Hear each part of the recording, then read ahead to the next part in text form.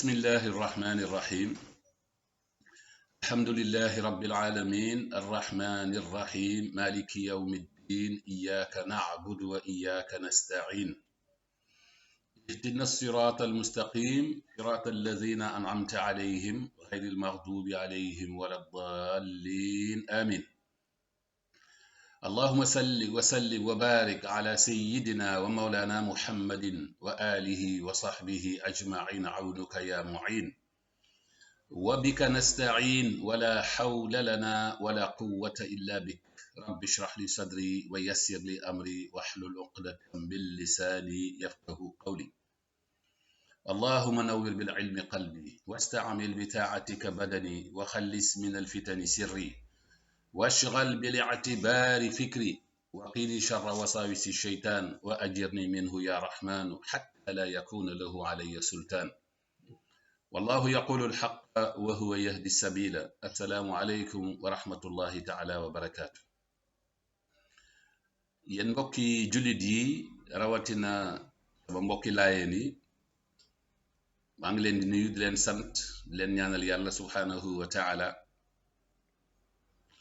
rawatina ñi nga xamee ni ñoom ñooy mbokku groupe bi un laayeen un livre. sunu mbokk Abu Ibrahima Samb laay wax ma objectifu groupe bi mu jëm ci promotion ouvrage yi nga xamee ni ñi nekk ci communauté laay moom la ñuy bind.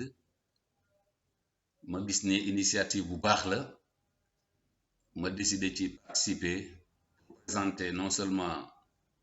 li nga xamee ni mooy man samay propre ouvrage mais aussi am connaissance ci ouvrage yi nga xamee ni ñeneen ñoo koy bind pour que mu mën a nekk aussi à ma disposition maanaam mu jënd leen.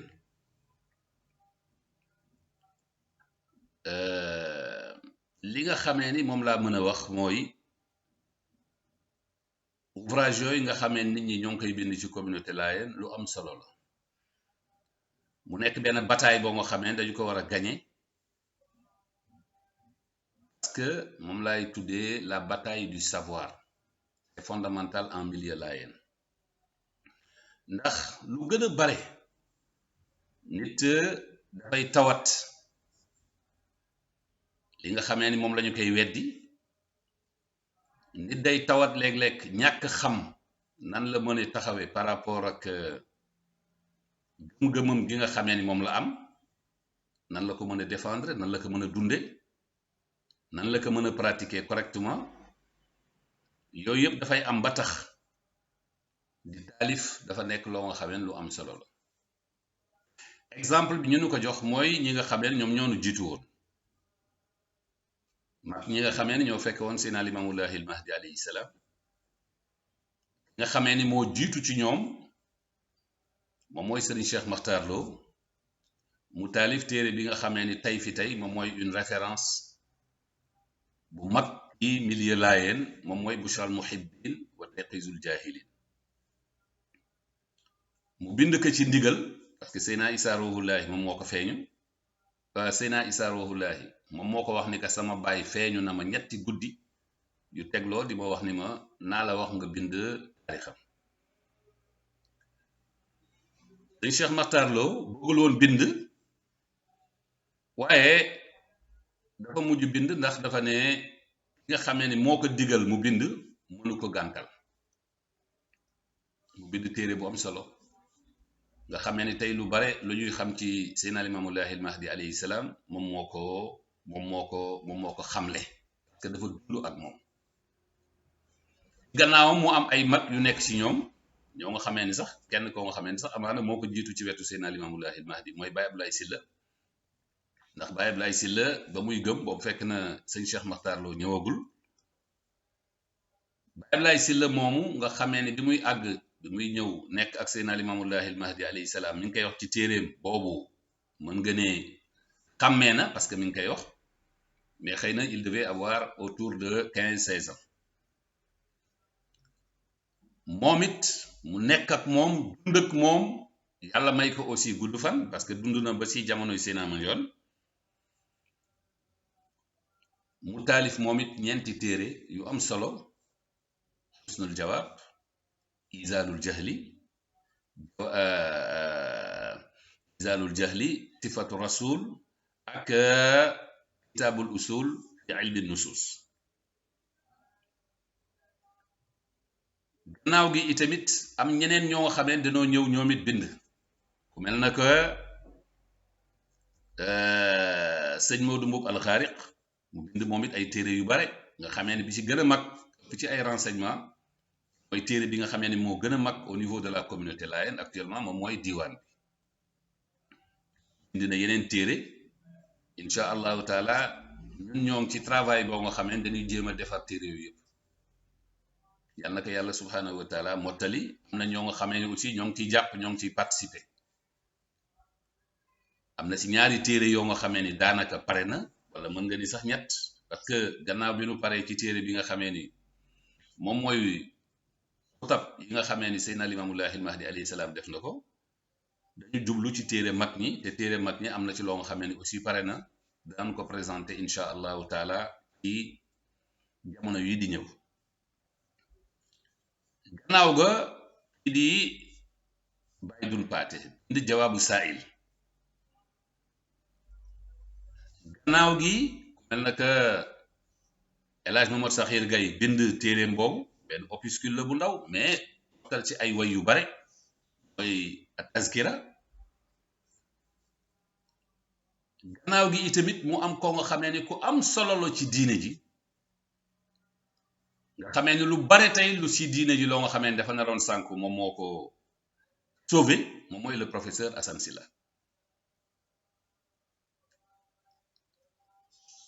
professeur Assane Sylla nga xamee dafa bind en français dimbali na tey communauté bi ndimbal goo nga xamee ni am na fu mu tàmbalee mais amul fu mu yem. lu bare ci histoire Seydina Issa Rouhou Laye moom moo ko sauvé mais lu bare ci li nga xam ni mag ñi moom la ñu xamoon ci Seydina Limaamullaahi Mahdi alayhi salaam moom moo daan jóg ci jamono di dem di leen enregistré ba pare aussi ci ay taalifam mu koy indi kon nag mag ñooñu ñëpp xëy na am na ñoo nga xamee ne bàyyi naa leen mais ñii ñooy essentiel yi parce que damay wax toujours ne ñii ma tudd nii tey moom mooy chemin incontournable pour xam dund ak jëfu Seydina Limaamullaahi Mahdi alayhi salaam boo jaarul si ñi doo ko xam mais boo jaaree si ñi nga ci am xam-xam bu wér. foofu aussi laay invité ñi nga xamee ne ñooy xale yi surtout parce que mag ñi ñoo ngi dem. xale yi nañuy basé seen wax ci bindu mag ñooñu parce que ñooñu dañoo fekke ñun ci jamono ji amul kenn koo nga xamee ni fekke nga boo xoolee yoon woowu moom la mag ñi jëloon itamit pour di wax ci histoire u Seydina Limaamullaahi Mahdi boo ci waxee wax lu jub boo ko fi bàyyee aussi da ngay wax loo nga xamee ni safaan damay wax toujours ne jamono ji ñu toll soo bëggee di wax loo nga xamee ni kenn ko dindi da ngay bind ak référence maanaam bind ak référence mooy loo wax rek da nga naan lii mi ngi fii lii mi ngi fii lii mi ngi fii bu ko defee nit mën ko dem seeti moytu par exemple di bind loo nga xam ne kenn xamul fu mu nekk wala histoire yoo nga xamee ni kenn xamul fu mu nekk wala nga indi wax même ci alxuraan wala ci sunna nga wax ni lii mi ngi nàngam loolu kenn mënu ko fekk foofu moo tax tey si tey boo amee fulla am fayda bëgg bind diine Seydina Limaamullaahi Mahdi alayhi salaam da ngay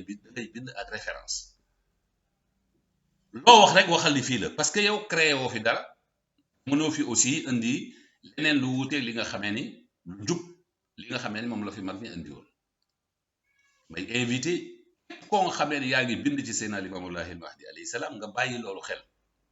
ndax soo bindee lu dul noonu si moom yow am nga responsabilité bu rëy te loolu nit da koy war a moytu. ñaareel bi ma ci bëgg teg mooy groupe bi mën na am solo lool pourquoi parce que dafay dimbale ñi nga xamee ne ñooy bind bu ñu jéemee gagner la bataille du savoir comme ni ma ko waxee woon dañu war a jéem a gagner aussi une autre bataille moom mooy la bataille de l'édition maanaam nit léeg-léeg dana bind lu am solo waaye nanu présenter ouvrage bi wala nanu ko defee du am impact boobu moo tax bataille édition bi d'abord éditer le correctement muy benn mais ñaareel bi aussi ouvrage bi mën a àgg fu ne àdduna bi quoi ouvrage mën a àgg fu ne ci àdduna bi nga xamee ne fu nit nekk ci àdduna bi daf koy mën a am mais aussi dafay nekk dans les grandes bibliothèques du monde mais bataille boobu nga xamee ni c'est la bataille l'édition la bonne édition mais aussi la bonne qualité de l'ouvrage dafa am un prix waaw ça coûte cher waaw ça coûte cher yombul man mii xam naa ci dara ouvrage bi nga xamee ni moom la ñuy présenté ci groupe bi muy la vie et l'œuvre de Seydina Limamoullahi al Mahdi alayhi salam de la grotte de Ngor aux dunes de Yoff xam naa ci dara parce que bi ma bindee livre ba pare bi ma ñëwee ci éditeur bi mooy waa Harmattan bi ma waxtaanee ak ñoom rien que pour couleur yi nga xamee ni mooy jox pour image yi dama wax ni ma damay fay 852 000 en plus li nga xamee ni moom moo doon facture bi loolu bokk na ci li nga xamee ni moom moo tax ouvrage bi cher waaw ñu proposé ma ni ma naa ko def en noir et blanc c'est-à-dire photo yi ak image yi bañ a nekk en couleur ma ne leen non je préfère ñu bàyyi ko noonu coûtera ce que ça coûtera man mi ko bind dan ma ko jaral pour ma éditer ko mais ki aussi ki nga xamee ni moo koy jënd bu ko jaralee aussi mu mën ko jënd mais nekkatuñu fi par exemple pour def ay brochure wala ay ouvrages yoo xamee ni qui vont se perdre dans le temps wala boo ko éditer tey suba dootoo ko mën éditer ko bëgg dootu ko mën a am te loolu parfois dafay arriver ci ay sunu ouvrage yu bare day ñëw ci benn cyber wala nangam nga defar sa ouvrage wala fexe nga defar ko mais ouvrage bi après dootul am benn suivi loolu nag c'est très important il faut que nos ouvrages am la bonne qualité la bonne information les bonnes références di mën a paraître au niveau international nga xamee ni ku nekk mën na ko lire ki ko lire aussi fekk yow yaa ngi wax ci Seydina Limamoullahi al Mahdi alayhi salaam mu mën a am marja maanaam delluwaay bu dee alxuraan mu xam aaya bi nga wax fu mu nekk bu dee sunna mu xam fi mu nekk bu dee waxu boroom xam-xam mu xam fi mu nekk am tome bi xam page bi bu ko defee moom dana mën a vérifier de lui-même lu ci am solo la ouvrage bi nga xamee ni moom la alif nii mën naa ne c'est le fruit à peu près de 30 ans de travail waaw parce que yàlla dafa dogal dans les années 80 je crois c'est en 83 bi ma ñëwee ma am werd ci Laayeen Baye Seydi Thiaw boobu laa commencé les recherches ma koy continuer petit à petit di def jël ay notes et cetera parfois di def ay kii ba yàlla subhanahu wa taala ni ma xiiree ci ma taalif mu nekk ouvrage boo nga xamee li ma si jublu moom mooy jéem a sauvegarder taarixu Seydina Limamoullahi al Mahdi alayhi salaam naka mooy xool mag ñi nga xamee ne ñoom ñoo fi nekkoon moom laa tuddee les sources anciennes mu xool mag ñi dundoon ak Seydina Limamoullahi al Mahdi alayhi salaam ñoom lan lañu wax ci moom ñoom ñu dund ak moom parce que ñooñu rek tey ñoo la ko mën a xamal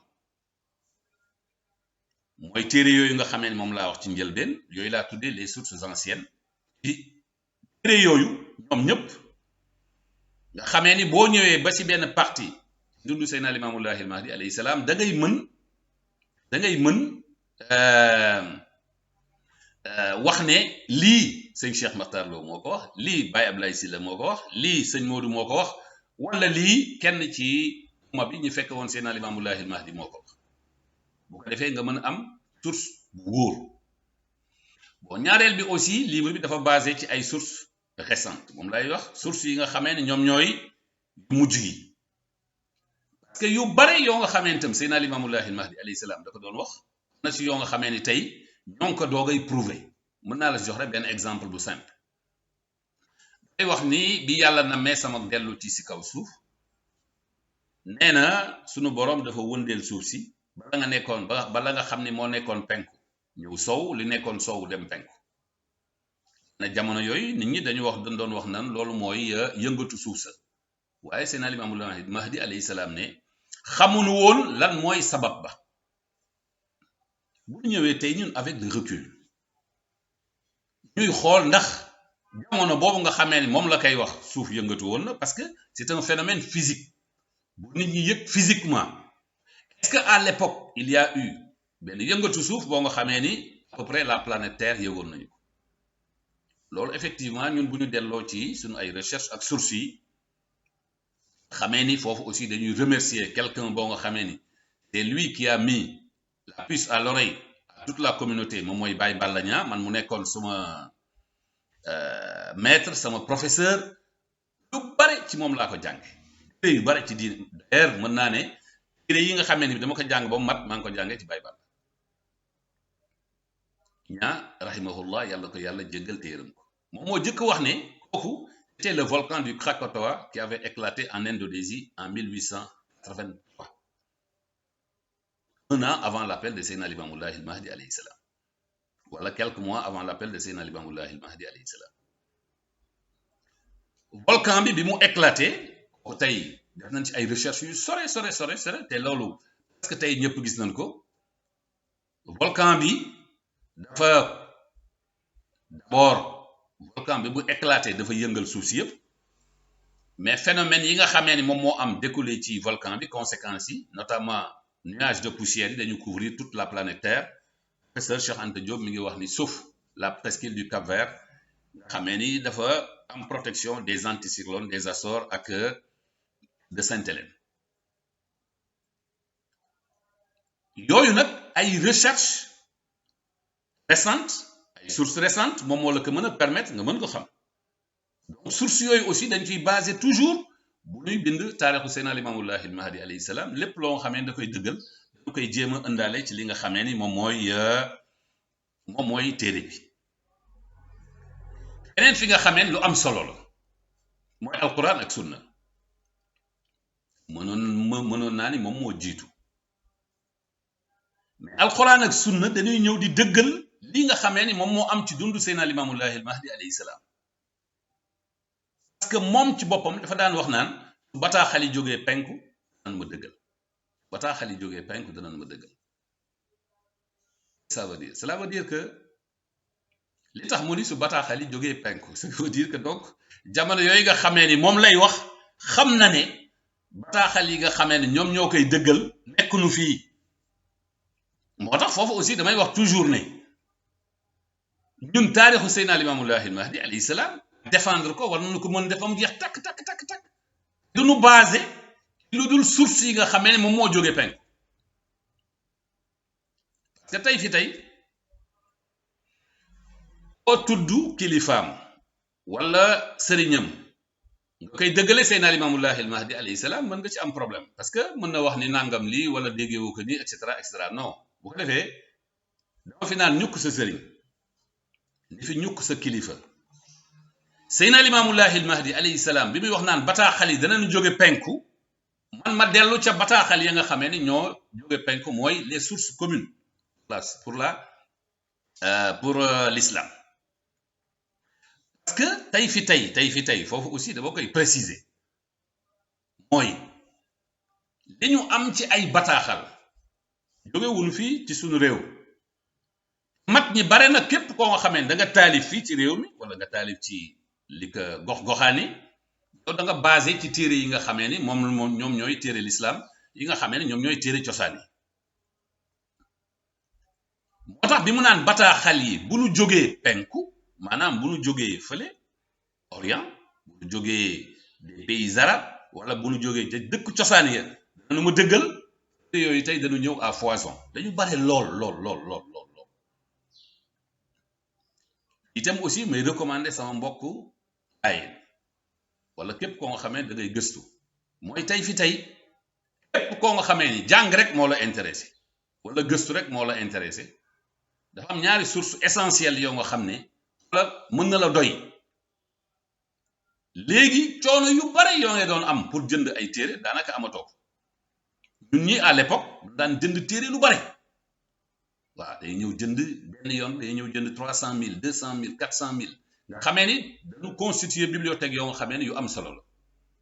foofu aussi may préciser ni bibliothèque yooyu aussi mën nañu ko mettre à la disposition de la communauté layène parce que pour l'essentiel actuellement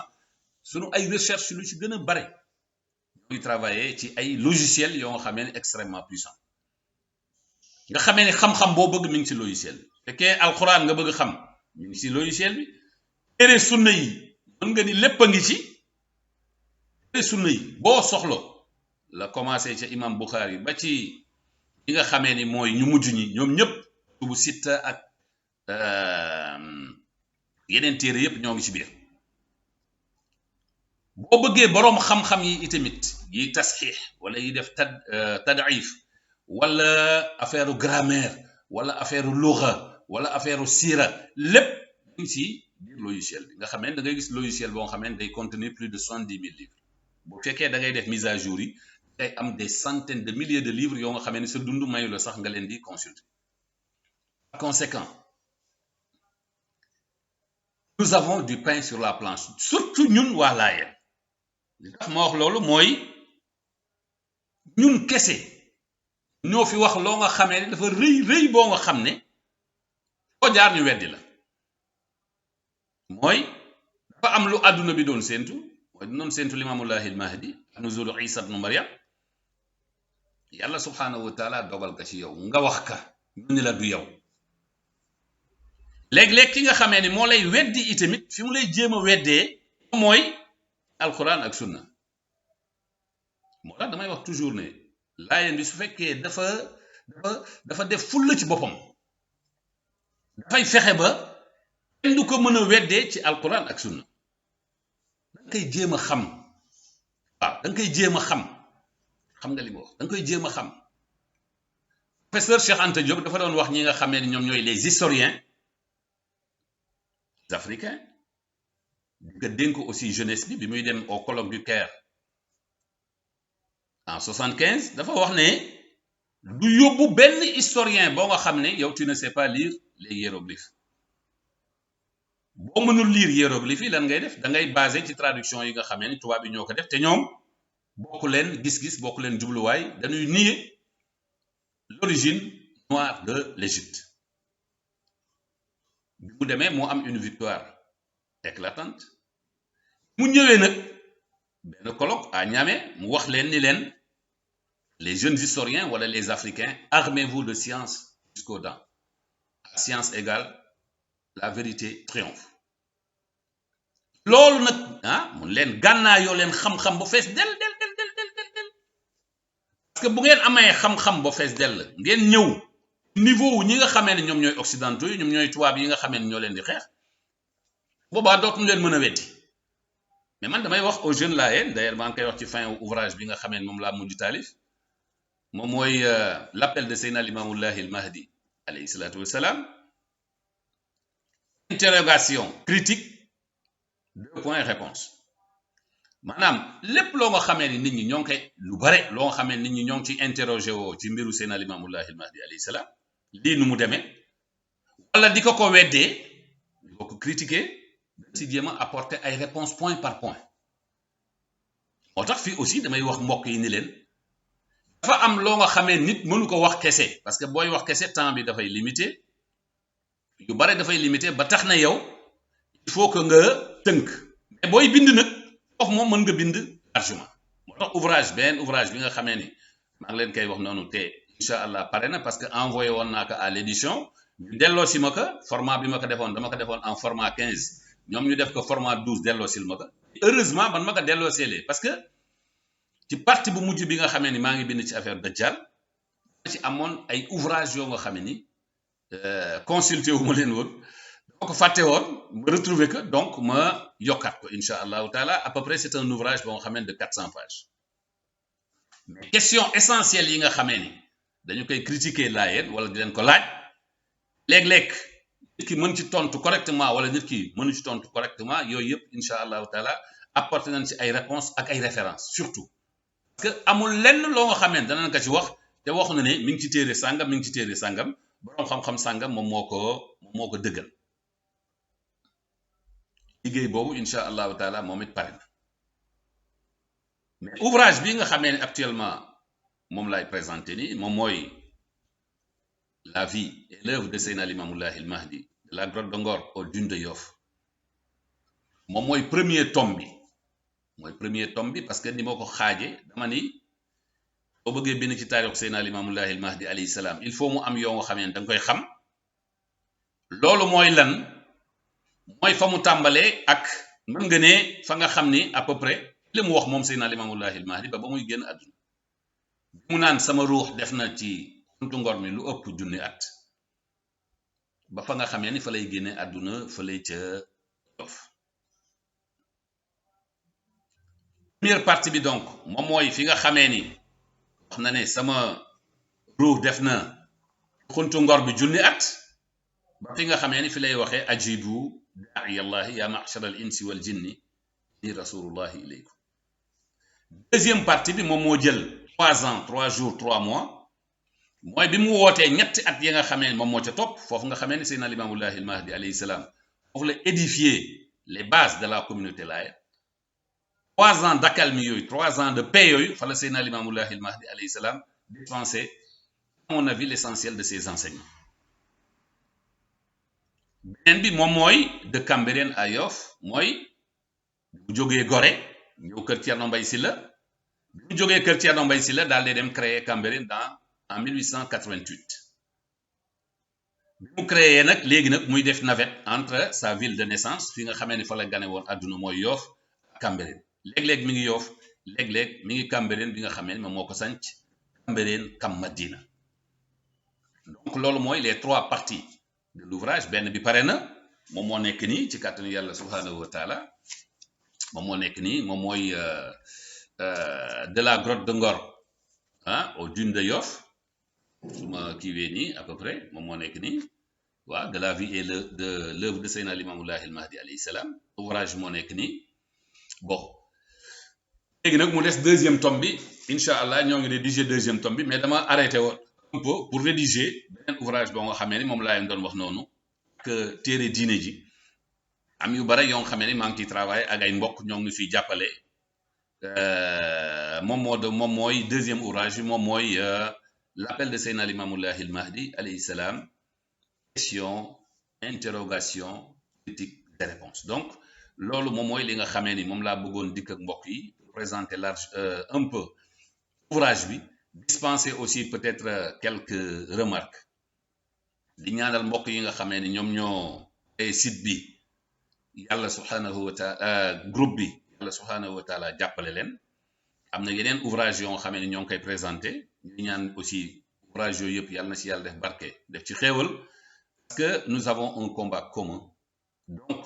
ñëpp dañu war a yaatal suñu dënn parce que léeg-léeg nga am un point de vue boo nga xamee ni dafa wuuteeg point de vue wu keneen mais loolu warul mën a empêcher que ngeen retrouver sur l'essentiel parce que daawoon naay dégg Baye Seydi Thiaw rahimahullah muy wax naan ñunu jéppi duñu jéppante donc ñun ñi nga xamee ne ñun ñoo nekk ci umma Seydina Limamoullahi al Mahdi alayhi salaam li ñu war def mooy jàppante xonte loxo dimbalante lépp loo nga xamee nit ki mën na ko dimbale moroomam mu dimbale ko ouvrage bi nag nga xamee ni moom laa doon jéem a wax ni incha allah danaa ci dellu si waat ci yeneen cassette incha allahu taala pour mën a fexe ba mbokk yi gën si am ay point de vue ku ko bëgg bu fekkee par exemple c'est au niveau de Saint-Louis mën nga woote ci sama numéro 77 251 78 63 77 251 78 63 77 251 78 63 su fekkee Dakar la mën nga woote ci 649 31 55 649 31 55 649 31 55 mën nañ la ko transmettre su fekkee Saint-Louis la wala bu fekkee Dakar la wala ci région yi foofu les frais sont gratuits mais su fekkee bitim réew la incha allahu taala da ngay jël frais yi en charge parce que dafay xaw a dis tuuti te comme li ma wax rek quoi mooy édition bi dafa cher et aussi pour ñu am qualité il faut que ñu am jàppalante aqulu qawli hadha wa astaghfirullah li wa lakum wa li sa'iri almuslimin assalaamu alaykum wa rahmatullahi taala wa barakatuh allahumma salli ala sayyidina muhammadin wa sallim amin